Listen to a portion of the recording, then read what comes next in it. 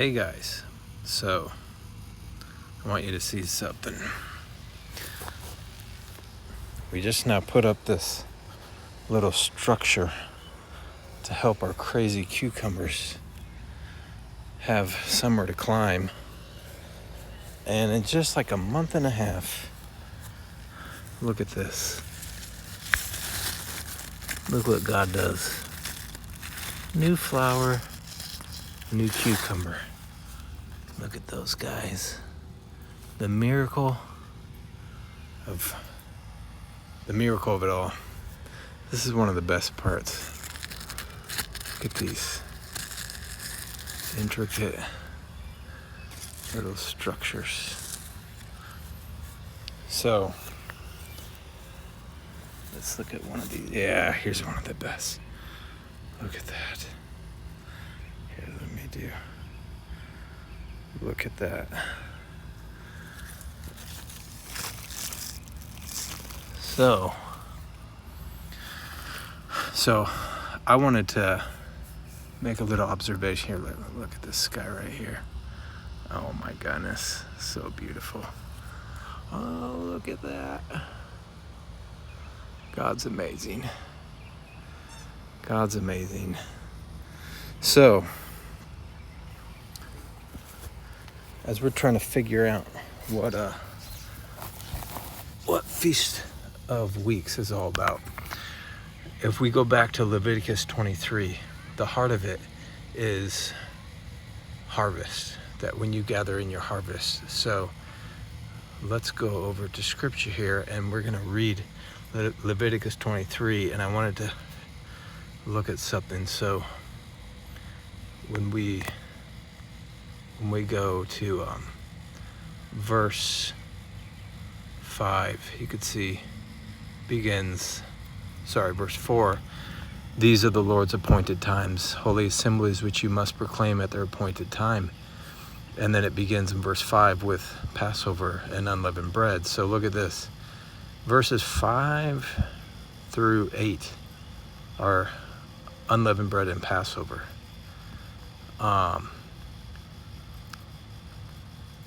So actually, let's read that. And in the 5th month, on the 14th day of the month at twilight, it literally says between the evenings, is a Passover offering to Yahweh. Then on the 15th day of the same month will be the Chag, the feast of unleavened bread to Yahweh. 7 days you must eat unleavened bread. On the first day there will be a holy assembly for you. You must not do any regular work. You must present a gift to the Lord for 7 days. And in the 7th day is a holy assembly. You must not do any regular work. But then when we get to verse 9, interestingly, for this,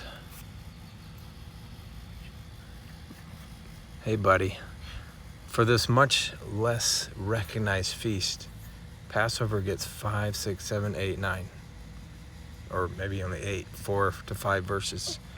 But look at how many verses are given to this Harvest Weeks festival.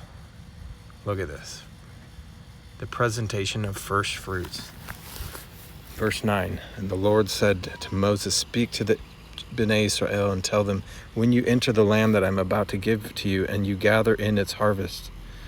Let's see how they say, and you harvest its harvest, right?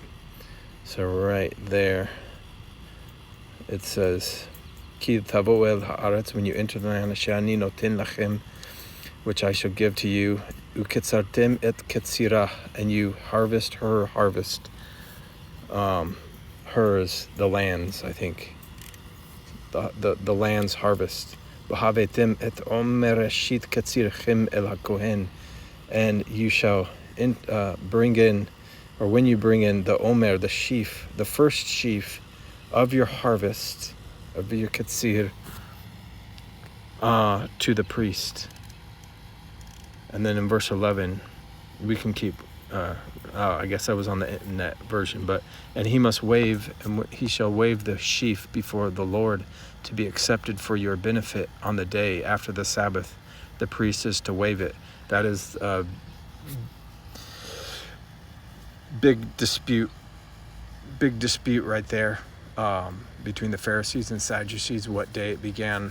I can have reasons, and maybe we'll give a thing here why I think it's so clear that it was as the Sadducees had it. It was a reckoning by the Sabbath to come. But leaving that aside, which would mean Pentecost should always land on a Monday. On a Sunday. And he must wave the sheep before the Lord. Okay, on the day you wave the sheep, you must also offer a flawless yearling lamb for a burnt offering to the Lord, along with its grain offering, 2/10 of an ephah of choice wheat flour, mixed with olive oil as a gift to the Lord, a soothing aroma, and its drink offering 1/4 of a hin of wine. You must not eat bread, roasted grain, or fresh grain until this very day. They say until, Etzem Hayom Hazeh, I think, right up here. So these words are important. Verse 14, you must not eat bread, roasted grain, or fresh grain. Now I've got to catch up in the Hebrew here. Velechem, that's the normal word for bread or food. Bekali, and roasted bread or something, grain, roasted grain. And now this is a very interesting one right here. And it has everything to do with this. Yes, beautiful, vibrant life.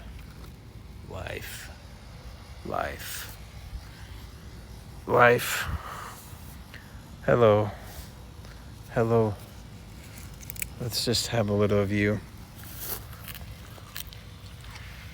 Here you go. Uh-oh. Are you going to get me wet? No. Don't get me wet. No, buddy. No. So, the next word was the bread, the Kali Carmel. Now, you guys all know the word Mount Carmel. Now, they say new corn here, but if we do a little more on this, Carmel could mean, actually, let's look it up real quick. Carmel. Well, this one's not helping me, but Carmel, the mountain ridge south of Haifa, Carmel. So here you go. Look at this. Carmel. See? Carmel right there. Mount Carmel. So Carmel, an orchard with fruit trees and vines, any kind of tree plantation. Ya'ar, Carmelo, the forest of... So I think this is just any vibrant green garden. Garden is kind of a root basic meaning that Carmel, anytime you can have this well-watered garden. We could look at this further, but if that's the case, then you can't just make weeks and harvest simply about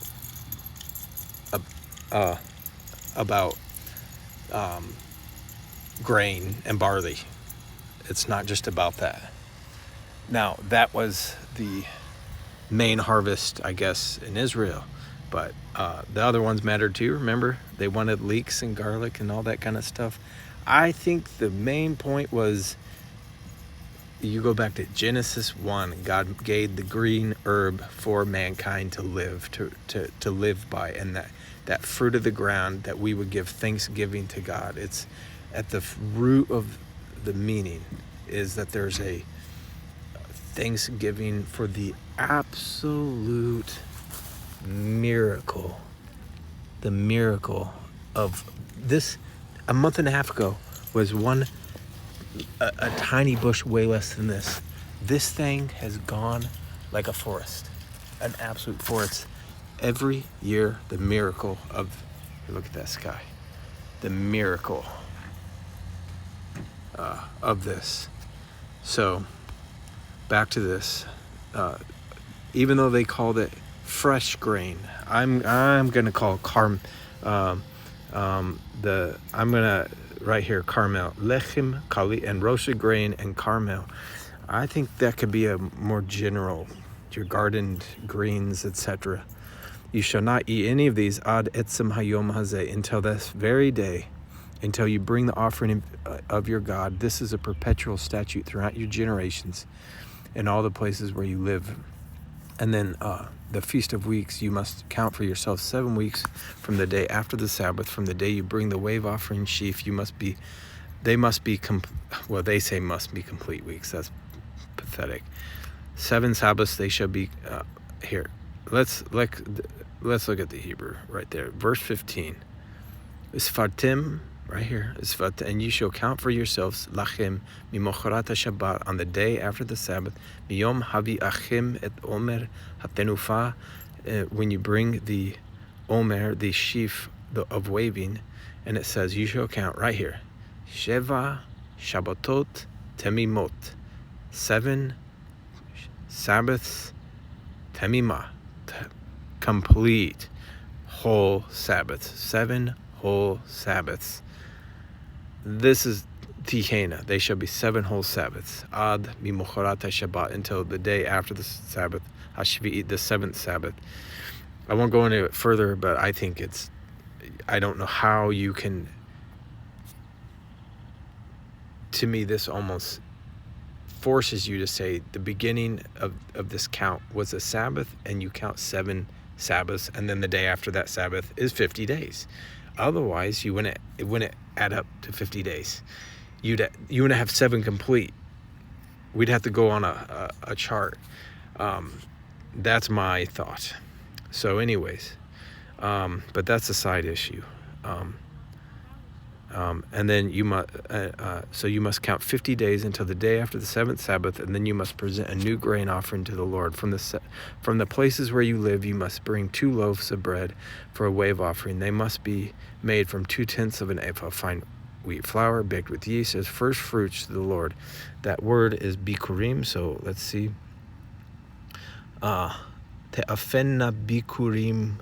So first they are the first fruits dedicated to Yahweh. Vikrabtim al halechem, and you shall offer. We'll finish this out, and we shall. Verse 18. Where'd we go? Verse 8. Along with the loaves of bread, you must also present 7 flawless yearling lambs, 1 young bull, and 2 rams. They are to be a burnt offering to the Lord, along with their grain offerings and drink offerings, a gift of a soothing aroma to the Lord. You must also offer 1 male goat for a sin offering and 2 yearling lambs for a peace offering sacrifice. And the priest is to wave them, the 2 lambs, along with the bread of the first fruits, as a wave offering for the Lord. They will be holy to the Lord for the priest. And then again, now you have this feast. On this very day, you must proclaim an assembly. It is to be a holy assembly for you. You must not do any regular work. This is a perpetual statute in all the places where you live throughout your generations. When you gather in the harvest of your land, that verse 22 in the Hebrew, and when you harvest the harvest of your land. This is again where I'm saying, surely God made all these other vegetations of the earth. So anything that could be called the harvest, I think ultimately is at least included in the spirit. Just the fruit of the land that God gave to give us sustenance.